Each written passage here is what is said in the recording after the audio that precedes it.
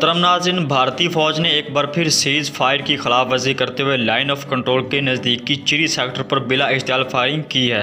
भारतीय फ़ौज ने जानबूझकर यूएन मिलिट्री की गाड़ी को निशाना बनाया है। यूएन फौजी मुबसरीन खुशकिस्मती से महफूज रहे। DGISPR के मुताबिक यूएन फौजी मुबसरीन चिड़ी कोट में इश्तियाल अंगेज़ों के मुतासरीन से मिलने जा रहे थे। यूएन मुबसरीन की गाड़ियाँ दूर से पहचानी जा सकती थी। गाड़ियों पर यूएन लिखा दूर से देखा जा सकता था। गाड़ियों में 2 फौजी मुबसरीन भी मौजूद थे। यूएन फौजी मुबसरीन भारतीय फायरिंग से खुशकिस्मती से महफूज रहे। पाक फौज ने फौजी मुबसरीन को रेस्क्यू करके अरावला कोर्ट पहुंचा दिया।